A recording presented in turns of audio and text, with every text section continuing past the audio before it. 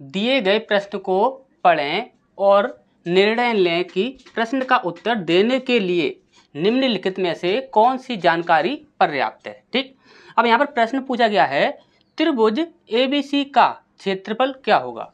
ये आपका एक त्रिभुज दिया गया है। ठीक, इसके बाद जानकारी जो दी गई है उसमें फर्स्ट स्टेटमेंट है आपका कि AC बराबर है आपका 12√2 सेंटीमीटर। ठीक, और दूसरा स्टेटमेंट है आपका AB बराबर है 12 सेंटीमीटर और BC बराबर है आपका 12 सेंटीमीटर।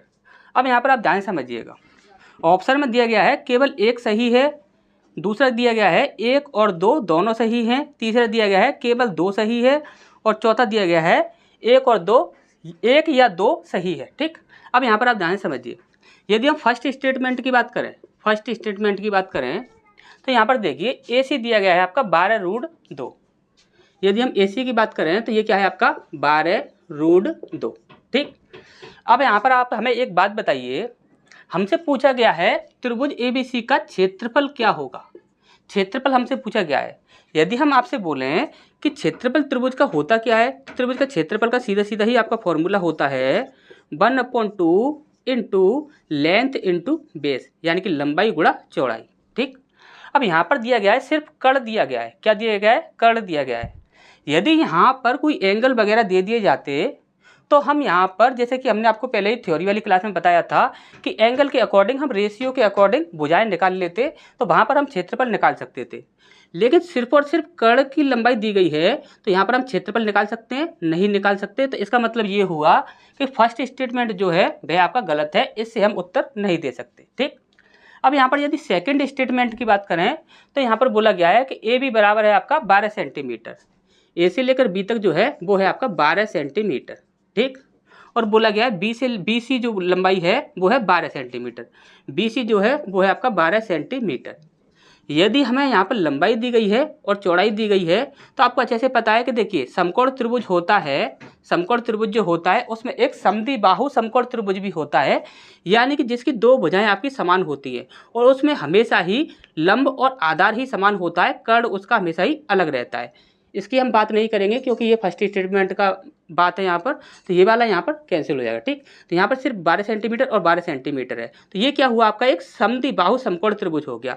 अब इसका क्षेत्रफल है 1/2 L इंटू बी, तो यहाँ पर हम रख दें यानी 1/2 इंटू L इंटू बी, तो ये भी आपका 12 है, तो 2 छिंग 12, 12 छिंग 72, यानी कि 72 सेंटीमीटर स्क्वायर हमारा क्षेत्रफल निकल आया। यानी कि हम यहाँ कह सकते हैं कि यहाँ पर दूसरा जो हमारा स्टेटमेंट है ये हमारा बिल्कुल सही है। ठीक, तो यहाँ पर दिया गया था केवल एक सही है तो ये आपका गलत हो जाएगा, 1 और 2 दोनों सही हैं तो ये भी गलत हो जाएगा, केवल 2 सही है यही हमारा बिल्कुल सही हो जाएगा। ठीक, अच्छा समझ आ गया होगा। नेक्स्ट क्वेश्चन की, इसके बाद नेक्स्ट प्रश्न हमारे यहाँ पर देखिए ये बोर्ड मार्क्स की एक छोटी सी कैलकुलेशन दी गई है। इसमें देखिए ज़्यादा कुछ भी ऐसा है नहीं है, सिर्फ आपको थोड़े स्क्वायर याद होने चाहिए, सिर्फ स्क्वायर याद होने चाहिए, इजीली हो जाएगा ये। ठीक, तो देखिए यहाँ पर क्या है, यहाँ पर दिया गया है आपका 5.52, ठीक, माइनस 23 का स्क्वायर 529 होता है, तो ये क्या हो जाएगा आपका 529। ठीक, 529 हो गया। अब यहाँ पर देखोगे तो यहाँ पर स्क्वायर लगा हुआ है तो एक संख्या के बाद पॉइंट है, यदि स्क्वायर लगा हुआ है तो यहाँ पर 2 संख्या के बाद पॉइंट हो जाएगा। ठीक, इतना हो जाएगा। अब इसके बाद है आपका प्लस 0.8, यानी कि 8 का स्क्वायर करेंगे तो कितना हो जाएगा 64 हो जाएगा। अब यहाँ पे 1 के बाद पॉइंट है, यदि हम स्क्वायर करेंगे तो 2 के बाद पॉइंट हो जाएगा, यानी कि 2 संख्या के बाद यहाँ पर पॉइंट हो जाएगा और यहाँ पर हम 0 लगा देंगे। ठीक, इसके बाद है आपका इंटू, यहाँ पर है आपका इसमें कुछ भी नहीं है तो यहाँ पर 0.12 लगा देंगे। अब डिवाइड बाय जो है वो कितना है आपका 0.4 की पावर 4। अब 4 की पावर 4 करोगे आप तो आपको अच्छे से पता है कि 4 का स्क्वायर 16 होता है और 4 का स्क्वायर 16 होता है और 16 का कितना होता है 256, तो कितना हो जाएगा आपका 256। अब 256 हो गया तो यहाँ पर क्या है कि एक संख्या के बाद पॉइंट है और यहाँ पर कितना लगा है 4 पावर लगी है, 4 पावर लगी है तो यानी कि 4 संख्या के बाद पॉइंट हो जाएगा, यानी कि 256 में हमारा क्या होगा 256 में हमारा क्या होगा तो 1 2 3 4, एक 4 संख्या के बाद पॉइंट आ जाएगा और यहाँ पर 0 लग जाएगा। ठीक, अब यहाँ पर आ जाएगा आपका -3.14। ठीक, अब आप यहाँ पर ध्यान से देखिएगा, सबसे पहले हमें डिवाइड और इंटू ही करना होगा, आपको अच्छे से पता होगा। यहाँ पर देखिए 1 2 3 4, 4 संख्या के बाद पॉइंट लगा हुआ है। ठीक, अब यहाँ पर आप देखिए 1 2, 2 संख्या के बाद ये पॉइंट हो गया, 1 2, 2 संख्या के बाद ये पॉइंट हो गया, यानी कि 2 2 ये आपस में 4 हो गए, ये कैंसिल हो गया और ये भी कि आपका कैंसिल हो गया। ठीक, अब यहाँ पर बचा आपका सिर्फ 256 और यहाँ पर बचा आपका 12 और यहाँ पर बचा आपका 64। ठीक, अब देखिए 64 को देखोगे आप तो ये कि 6 चौक 24 होता है, यानी कि 240 तो आपका यही हो गया। ठीक, और 4 चौक 16 होता है, यानी कि ये जो होगा ये आपका 4 बार में कैंसिल हो जाएगा। ठीक, और 4 बार में ये कैंसिल हो गया, 4 तिया 12, यहाँ पर कितना आ गया आपका 3 आ गया। तो यहाँ पर आपका बचता है 5.52 माइनस 5.29 प्लस 3, इसके बाद है हमारा यहाँ पर माइनस 3.14। ठीक, इतना बच गया। अब आप यहाँ पर ध्यान से देखिएगा, प्लस प्लस वाले जो है उन्हें एक साइड कर लेते हैं और माइनस वाले जो हैं वो एक साइड कर लेते हैं। ठीक, यहाँ पर ये आपका प्लस का है और ये आपका प्लस का है। ठीक, तो ये कितने हो जाएंगे, 5 और 3 8, 8.52। ठीक, अब माइनस वाले एक साइड कर लेते हैं तो ये कितना है आपका, देखिए 9 और 4 13 की 3, हासिल लगी 1, 2 और 1 3 और 1 4। ठीक, और यहाँ पर 5 और 3 8, यानी कि 8.43 हो गया। ठीक, अब देखिए माइनस करेंगे तो 8 से तो 8 कैंसिल हो जाएगा। ठीक, अब इसके बाद बचता है हमारा 0 पॉइंट कितना है आपका यहाँ पर 52 और यहाँ पर आपका 43, तो यहाँ पर बच जाएगा आपका 7 और 2 9, यानी कि 0.09। 0.09 हमारा आंसर आ जाएगा और बड़ी संख्या हमारी किसकी थी, प्लस की थी, तो प्लस में हो जाएगा। ठीक, तो 0.09 ये आपका माइनस में, ये आपका कैंसिल हो जाएगा, प्लस वाला हमारा आंसर हो जाएगा। ठीक, अच्छा ये समझ आ गया होगा। नेक्स्ट क्वेश्चन की ओर बढ़ते हैं। इसके बाद नेक्स्ट प्रश्न हमारे यहाँ बोला गया है, एक बैग में ए लाल, बी पीली और सी हरे रंग की टोकन है। ठीक, यदि ए बी, देखिए ए बी बराबर आपका ये दिया हुआ है, ऐसा कुछ नहीं है, ये रेशियो वगैरह कुछ नहीं है। जैसे कि यहाँ पर बोला गया है कि ए अनुपात बी समानुपात 13:10, इसका मतलब सीधा सीधा यही है, ए अनुपात बी बराबर है आपका 13:10। ठीक, सीधा सीधा इसका यही मतलब है। ठीक, और यहाँ पर दिया गया है बी और सी का अनुपात दिया गया है 6:13। ठीक, 6:13। अब इसके बाद बोला गया है तो ए अनुपात बी अनुपात सी किसके बराबर होगा। ठीक, तो देखिए यहाँ पर पूछा गया है हमसे, दिया क्या गया है ए और बी का रेशियो कितना है 13 और 10। ठीक, इसके बाद बी और सी का रेशियो ये क्या दिया गया है आपका 6:13। अब यहाँ पर आप एक चीज़ देखिए, यहाँ पर भी आपका b है और यहाँ पर भी आपका b है, यानी कि b दोनों जगह पर कॉमन है। लेकिन यहाँ पर देखोगे तो यहाँ पर 10 है, यहाँ पर देखोगे तो यहाँ पर कितना है 6 है। ठीक, यानी कि हम यहाँ क्या कर सकते हैं, 6 पंजे 30, यदि हम इसे 5 से इंटू कर दें तो ये आपका 30 हो जाएगा और ऐसे हम 3 से इंटू कर दें तो ये भी आपका 30 हो जाएगा, यानी कि ये दोनों क्या हो जाएंगे, बराबर हो जाएंगे। ठीक, जहाँ पर कहीं भी आपको इस प्रकार की कंडीशन दिखे तो जो भी आपका कॉमन हो उसे आप बराबर कर दीजिए। जैसे कि हम इसे बराबर करें तो 6 पंजे 30, यानी कि इसमें हम क्या करते हैं कि 5 से इंटू कर देते हैं और ये जो है 10 तिया 30 हो जाएगा, यानी 3 से इंटू हो जाएगा। ठीक, 13 तिया 39, 10 तिया 30, यहाँ पर 5 6 30, 13 पंजे 65, तो यानी कि b का रेशियो कितना हो गया 30 हो गया, यानी कि ये समान हो गया। अब हम बोल सकते हैं a अनुपात b अनुपात c क्या हो जाएगा, a का कितना है 39, b का कितना है आपका 30 और c का कितना है आपका 65। ठीक, इस प्रकार से आप कर सकते हो, या फिर आप इस प्रकार से भी कर सकते हो जैसे कि a अनुपात b अनुपात c। अब यहाँ पर a b का कितना दिया हुआ है, तो दिया हुआ है आपका 13:10। ठीक, और b c का कितना दिया हुआ है आपका 6:13। अब यहाँ पर आप देखोगे तो ये जगह खाली है तो हम इसे इधर खिसका देंगे तो ये क्या हो जाएगा 6 हो जाएगा, और ये जगह आपकी खाली है तो इधर इसे इधर खिसका देंगे तो ये कितना हो जाएगा 10 हो जाएगा। अब इनमें हम इंटू कर लेंगे और कटेगा जो काट देंगे और नहीं कटेगा जो बचा देंगे। ठीक, तो यहाँ पर इस प्रकार से भी आप निकाल सकते हो और इस प्रकार से भी निकाल सकते हो। यदि इस प्रकार से निकालते हो तो आपको काटपीट करने की कोई भी आवश्यकता नहीं पड़ेगी, लेकिन यहाँ पर आप निकालते हो तो यहाँ पर काटपीट करने की आवश्यकता पड़ेगी। ठीक, तो अच्छा समझ आ गया होगा। नेक्स्ट क्वेश्चन की ओर बढ़ते हैं। इसके बाद नेक्स्ट प्रश्न है हमारा यहाँ बोला गया है, 3 जल द्वार A, B और C एक जलाशय को 6 घंटे में भर सकते हैं।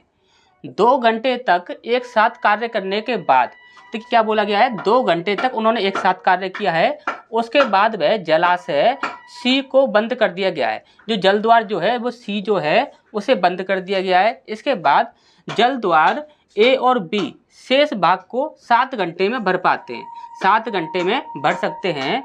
जलाशय को भरने के लिए अकेले जल द्वार C द्वारा लगने वाले घंटों की संख्या क्या होगी, ये हमसे यहाँ पर पूछी गई है। ठीक, अब यहाँ पर ध्यान से समझिएगा, यहाँ पर 3 लोग हैं A, B और C।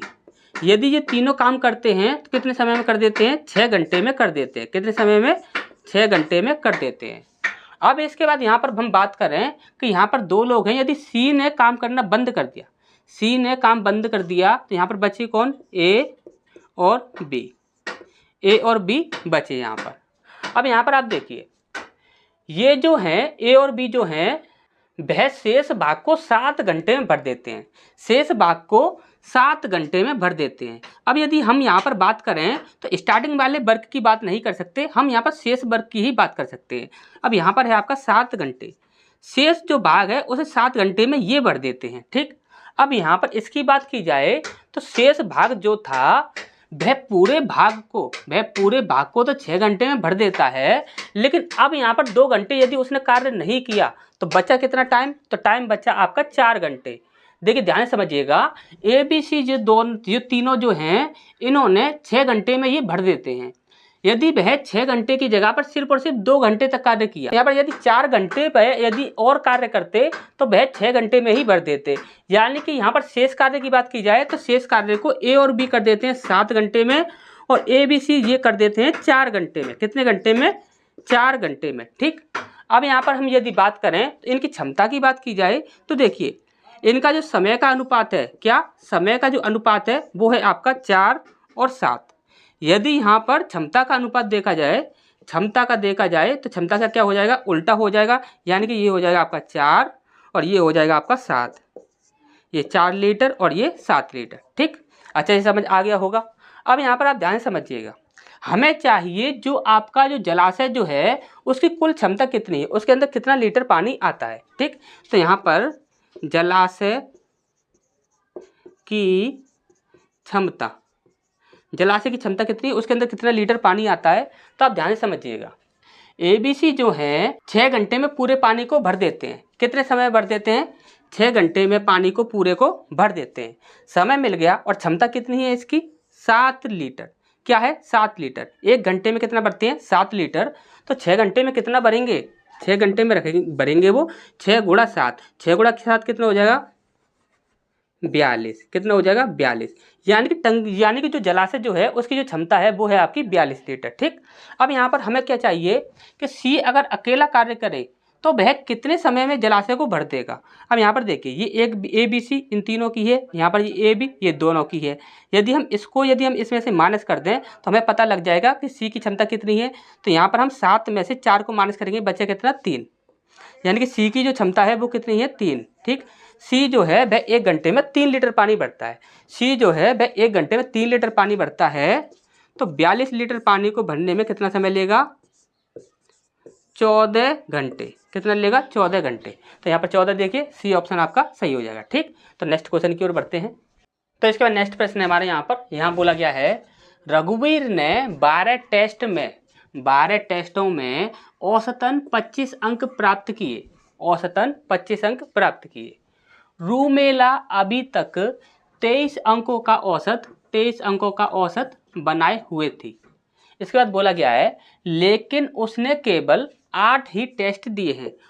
केवल अभी 8 ही टेस्ट दिए हैं और 8 टेस्टों में उसने 23 औसतन अंक बना लिए हैं। ठीक, इसके बाद बोला गया है कि रूमेला को रघुवीर के प्रदर्शन की बराबरी करने के लिए शेष 4 टेस्टों में कितने औसतन अंक प्राप्त करने होंगे। ठीक, अब ध्यान से समझिएगा, रघुवीर की बात की जाए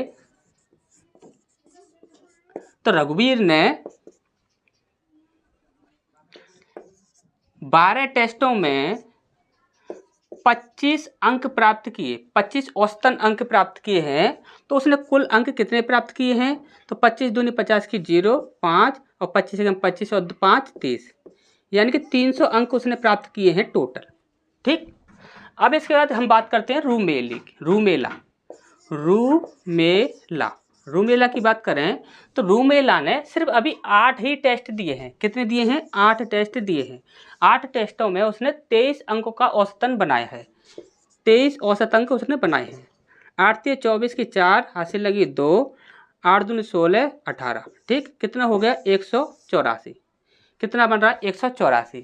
अब क्या है कि रूमेला जो है इसे रघुवीर की बराबरी करनी है, रूमेला जो है इसे रघुवीर की बराबरी करनी है, तो बराबरी करने के लिए बराबर अंक भी होने चाहिए। अब यहाँ पर सबसे पहले ये देखते हैं कि शेष जो अंक हैं वो कितने बच रहे हैं जो कि रूमेला को बनाने हैं। ठीक, अब यहाँ पर देखिए, यहाँ पर हो जाएगा आपका 6, यहाँ पर हो जाएगा आपका 1 हो जाएगा। ठीक, यानी कि 116 अंक उसे और बनाने होंगे।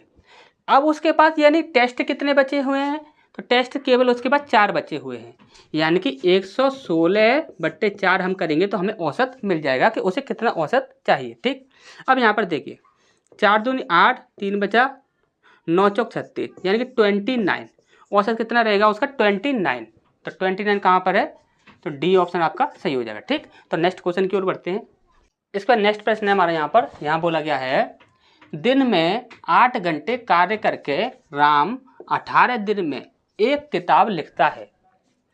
12 दिन में अपना कार्य पूरा करने के लिए उसे प्रतिदिन कितने घंटे काम करना चाहिए।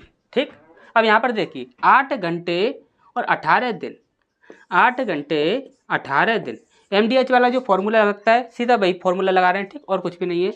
इसके बाद यहाँ पर पूछा गया था कितने घंटे, तो हम घंटे, कितने दिन, तो यहाँ पर 12 दिया गया है। ठीक, अब यहाँ पर देखिए 3 छक 18, 3 चौक 12, 4 दूनी 8 और 6 दूनी 12, यानी कि 12 घंटे यदि वह काम करता है तो वह किताब लिख देगा। ठीक, तो यहाँ पर सी ऑप्शन आपका सही हो जाएगा।